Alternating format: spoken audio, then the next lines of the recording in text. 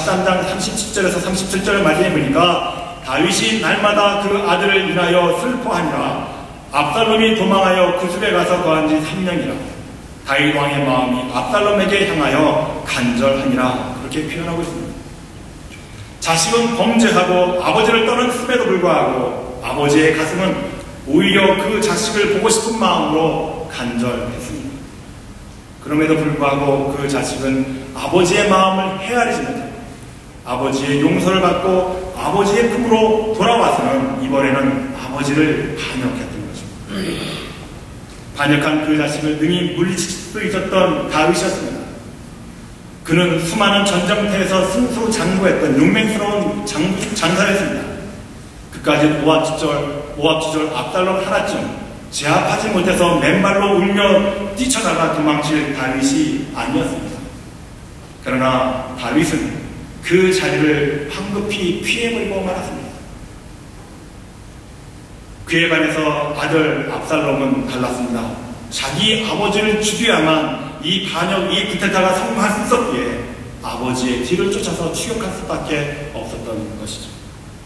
드디어 아버지의 군대와 아들의 군대가 헤브라임 숲에서 최후의 결전을 벌이게 되었습니다. 그러나 이때에도 다윗이 전쟁터에 나서는 그의 충성스러운 장군들에게 마지막 부탁한 것이 있습니다. 그것이 무엇입니까? 압살롬만은 제발 죽이지 달라는 당부였습니다. 이것이 반역자 페르나 압살롬 자기 아들을 향한 아버지의 마음이었습니다. 마침내 전쟁은 시작되었고 다윗은 성문에서 소식을 기다리고 있었습니다. 결국 전쟁이 끝이 나고 전령이 전쟁의 소식을 가지고 돌아왔습니다. 오늘 본문의 말씀이 전령으로부터 그 전쟁의 소식을 듣는 내용입니다. 이때 다윗이 전령에게 물은 첫 번째 질문은 전쟁에 이겼느냐 지렸느냐 그것이 아니었습니다. 승패에 상관없이 내 아들 압살롬은 어떻게 되었느냐는 첫 번째 물음이었습니다. 32절의 말씀해 보니까 왕이 가로되 소년 압살롬이 잘 있느냐 그렇게 묻습니다. 전쟁의 승리의 소식보다도 아버지 다윗은 아들 압살롬의 안부가 더 간절했고 더 궁금했던 것입니다. 자기를 죽이기 위해서 칼을 뽑아들고 나선 아들이었지만 아버지의 마음은 혹 그가 이 전쟁에서 잘못되지는 않았는가 그것만이 걱정이었습니다. 이런 아버지의 마음에 대해서 말씀을 드리면 어떤 분들은 혹 내 아버지는 그렇지 않았다고 반박하실 분도 있을 것입니다. 그렇습니다. 우리 가운데에는 아버지로부터 이런 사랑의 모습보다 잘못된 모습을 보고 자라신 분들도 계실 것입니다. 어릴 때부터 아버지 때문에 고통당하는 어머니의 모습을 보고 혹은 아버지 때문에 가정이 파괴되는 것을 보면서 아니면 아버지 때문에 직접적으로 이런저런 괴로움을 겪으면서 사셨던 그런 분들이 아버지에 대한 증오심을 갖고 있는 사람들도 우리 가운데는 있을 수 있을 것입니다. 우리 아버지들 중에는 아버지다운 아버지가 되지 못하고 오히려 자녀들에게 상처와 아픔만 남긴 분도 있을 것입니다. 그러나 이 시간 우리가 분명히 알아야 할 것이 있습니다. 그것은 아버지의 본래 모습이 아니라는 것입니다. 하나님께서 아버지에게 주신 아버지의 성품은 그런 것이 아니었습니다. 우리의 아버지들의 죄 때문에 술 때문에 혹은 잘못된 일에 매여서 아버지의 본성을 잃어버리고 그것을 보여주지 못한 것 뿐입니다. 나쁜 아버지라 할지라도 그 마음 깊은 곳에 그 본성은 그것이 아니라는 것이죠. 그것을 자신도 모르고 살았습니다. 그러므로 만약에 아버지에 대한 좋지 못한 인상을 가지고 있다면 이제는 그것을 정리해야만 합니다. 이해하고 용서해야 합니다. 그 깊은 본성은 그것이 아니었음을 우리는 인정해 드릴 수 있어야 합니다. 그리고 우리는 좋은 아버지가 되어야 합니다. 나도 모르는 사이에 아버지의 좋지 못한 모습이 내게 그대로 나타날 수 있기 때문입니다. 아버지에 대한 증오심을 가질수록 아버지에 대한 좋지 못한 모습이 나도 모르게 나타날 수 있습니다. 이것을 깨닫고 우리는 이것을 고쳐야 합니다. 자기를 죽이려는 아들까지도 사랑하는 것이 참 아버지의 마음이고 그것이 참다운 아버지의 모습이 아니겠습니까? 우리는 바로 이 모습, 아버지의 마음으로 돌아가야 할 것입니다. 결국 다윗은 그 전쟁에서 압살롬이 죽었다는 사실을 알게 되었습니다. 압살롬은 누구보다도 머리털이 많았습니다. 성경에서는 그 머리털에 대해서 정확하게 우리에게 자세하게 설명해 주고 있습니다. 저도 얼마까지만 해도 뻣뻣하고 숱이 많은 머리털을 가졌습니다. 그런데 얼마 전부터 갑자기 머리를 감을 때마다 한 움큼씩 빠져나오더라고요. 이제 제 머리털이 소갈머리 없이 축 늘어지면서 이제 헤어스타일도 보기 흉측하게 그렇게 돼버리고 말았습니다. 머리털이 너무 축 늘어져서요. 이 헤어스프레이 도움을 받지 않고 지금처럼 이렇게 세워놓을 수가 없습니다. 설교를 준비하면서 이 압살롬의 그 아름다운 머리털이 어찌 부럽던지요. 그런데 그 아름다운 머리털이 전쟁터에서 그를 죽게 만들었던 직접적인 원인이 되어버리고 말았습니다. 압살롬이 상수리나무 아래를 지나갈 때 머리털이 그 가지에 휘감기게 되었습니다. 머리털로 인해서 말이 빠져나가고 공중에 대롱대롱 매달려 버린 것입니다. 바로 그것을 본 다윗의 군대장관 요압이 쫓아가서 창을 던져서 그를 죽였던 것입니다. 다윗이 이 소식을 들었습니다. 전쟁에 이겼다는 승리의 보고 앞에 왕이 울었습니다. 불효자여 반역자여 아버지를 죽이려고 나섰던 패륜한 아임에도 불구하고 그 자식이 죽었다는 그 소식 앞에 아버지는 전쟁의 승리를 제쳐놓고 얼굴을 가리고 대성통곡하고 있는 것입니다. 33절의 말씀을 보겠습니다. 저가 올라갈 때에 말하기를 내 아들 압살롬아 내 아들 압살롬아 내가 너를 대신하여 죽었다면 압살롬아 내 아들 압살롬 내 아들아 하였다. 구구절절이 전쟁의 승리보다도 자기 아들이 죽을 수밖에 없었다. 그 소식을 들으면서 다윗은 철저하게 슬퍼할 수밖에 없었던 그 모습을 우리에게 보여주고 있는 것입니다. 다윗의 슬픔은 여기에 그치지 않습니다. 19장에서도 다윗의 슬픔은 다윗의 대성통곡은 계속해서 이어져 나가고 있습니다. 내 아들 압살롬아 하며 식음을 전폐하고 눈물로 세월을 보냅니다. 그러자 그의 부하 중에 요압이라고 하는 사람이 다윗에게 항의를 합니다. 왕이 이렇게 대성통곡하며 슬퍼하는 이유가 이 전쟁에서 우리가 지고 반역자 압살롬이 살아서 쿠데타를 성공했어야 속이 풀리시겠습니까? 우리들의 병사가 다 죽어야만 했다는 것입니까? 이런 항변을 다윗에게 합니다. 그렇습니다. 다윗은 전쟁의 승리보다도 아들 압살롬이 죽은 것을 슬퍼할 수밖에 없었습니다. 그렇다면 다윗이 왜 이렇게 슬퍼했겠습니까? 그 이유가 무엇이었습니까? 도대체 패역자고 불륜하고 반역자인 아들 압살롬의 죽음에 대해서 다윗이 왜 이토록 슬퍼했던 것일까? 다윗의 그 슬픔을 이해하기 위해서는 우리는 성경에서 보여주고 있는 아버지의 마음을 이해해야만 합니다. 성경에서 이해하는 아버지의 마음을 가장 잘 보여준 부분이 바로 우리가 잘 알고 있는 돌아온 아들의 이야기, 탕자의 이야기를 봐야 합니다. 어떤 아버지에게 두 아들이 있었는데 둘째 아들이 아버지가 건재하게 살아 계셨음에도 불구하고 자기의 상속분을 달라고 졸랐습니다. 그래서 아버지는 그 둘째 아들에게 그 상속분을 내어주었습니다. 둘째 아들은 그것을 챙겨서 외국으로 멀리 떠났습니다. 그리고 경험이 없던 그 둘째 아들이 그곳에서 재산을 화랑방탕하게 탕진하며 결국은 알거지가 되어버리고 말았습니다. 둘째 아들은 후회합니다. 그리고 아버지의 집으로 돌아가서 종으로 살려고 결심을 합니다.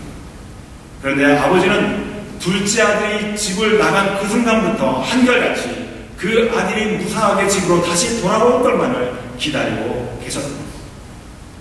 그리고 결국 그 아들이 다시 돌아왔습니다. 그리고 그 아들이 하는 말이 무엇입니까? 아버지 앞에 그 아들이 하는 말씀에 대해서 누가복음 15장 21절이 이렇게 증가합니다.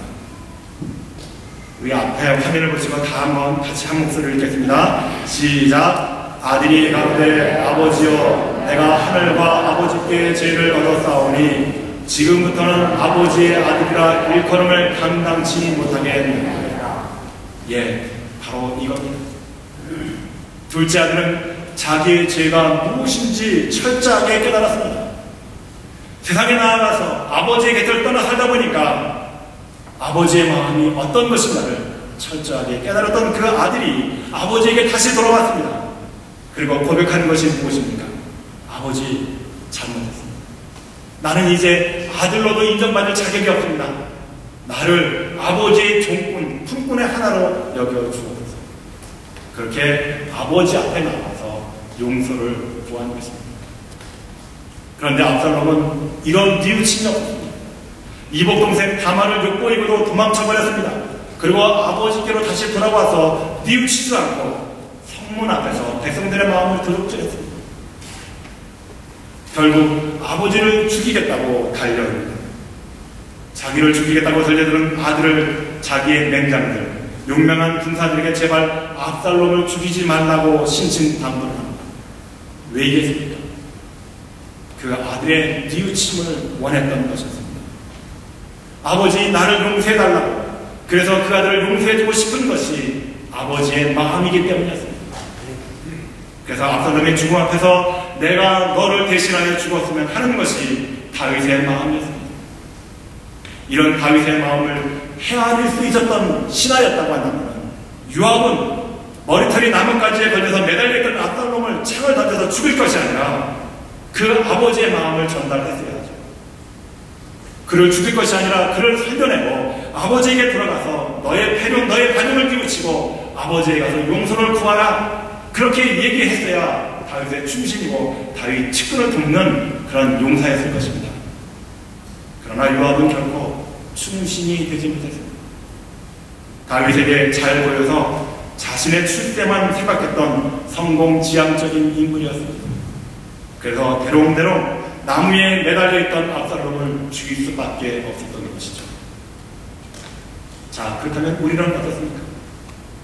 우리가 만약에 하나님의 충신이라면 우리는 과연 어떻게 살아야겠습니까? 정답은 간단합니다. 아직도 하나님을 반역하고 하나님의 말씀에 대해서 불순종하면서 사는 사람들을 설득해서 예수 그리스도를 믿게 만들어야 우리는 하나님의 진정한 자녀가 될 수 있고 하나님의 충신이 될 수 있다는 사실을 잊지 마시기를 바랍니다. 세상 사람들과 함께 살면서 함께 이기적인 욕망을 버리지 못하고 거기서 이전투구 야합을 하면서 사람들이 잘되든 못되든 그것을 수수방망하는 우리들이야말로 정말 철저하게 아버지 앞에 돌아와서 회개할 죄인들이 아니겠습니까? 사랑하는 성들, 세상에 나아가서 하나님을 모르고 아직도 자기들의 이기심과 욕망 가운데 사로잡혀 살아가고 있는 그 영혼들을 불쌍히 여기시는 마음을 가지시기를 바랍니다. 우리가 하나님의 충신이라고 한다면 그런 죽어가는 영혼, 죽을 죄인들을 구원해서 아버지의 품으로 돌아오게 하고 아버지의 전에서 용서받게 하는 것이 바로 저와 여러분들이 이 시대를 살아가야 할 사명이고 소명인 것을 믿으시는 여러분들이 되시기를 바랍니다. 아멘.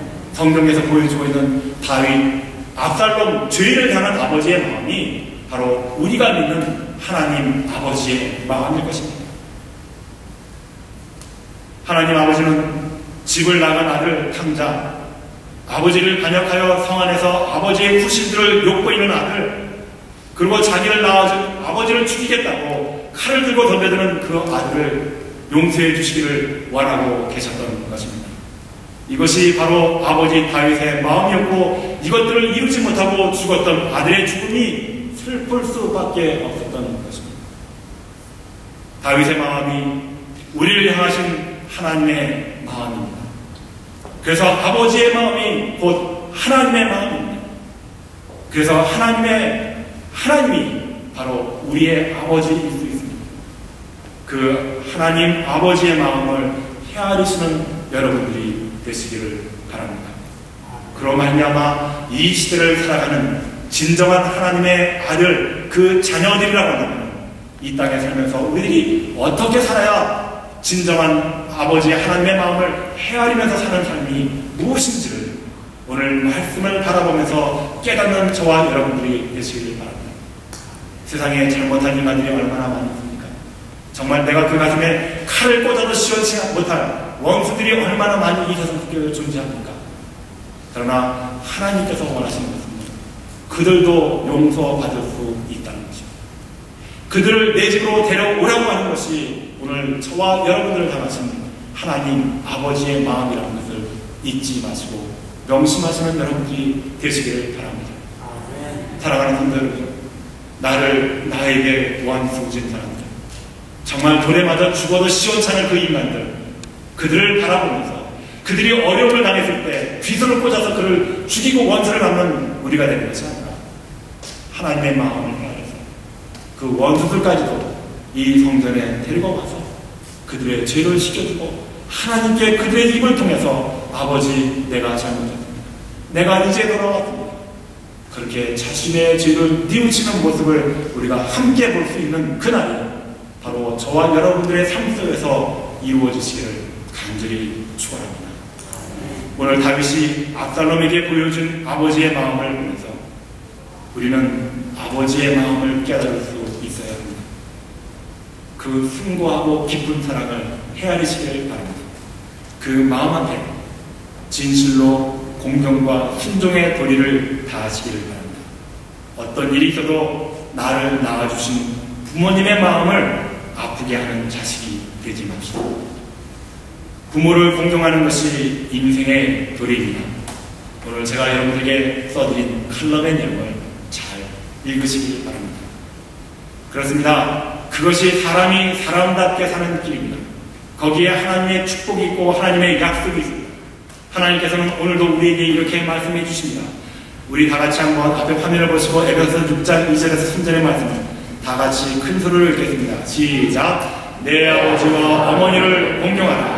이것이 약속 있는 첫 계명이니 이는 내가 잘 되고 땅에서 잠수 6월 한 달 동안 우리가 간절히 기도하는 것은 복의 복을 더하여 달라는 우리의 바람입니다.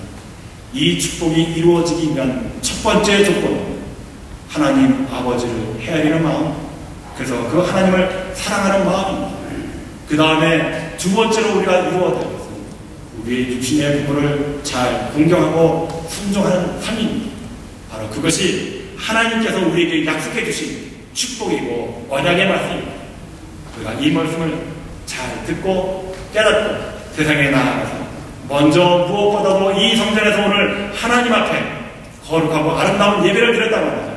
이제는 세상 속에서 가정 안에 들어가셔서 여러분들에게 있는 부모님들 잘 공경하시는 여러분들이 되셔서 하늘의 신령한 축복, 하나님께서 예비해 주신 놀라운 은혜 가운데 살아가시는 복된 여러분들이 되시길 주 이름으로 축원합니다.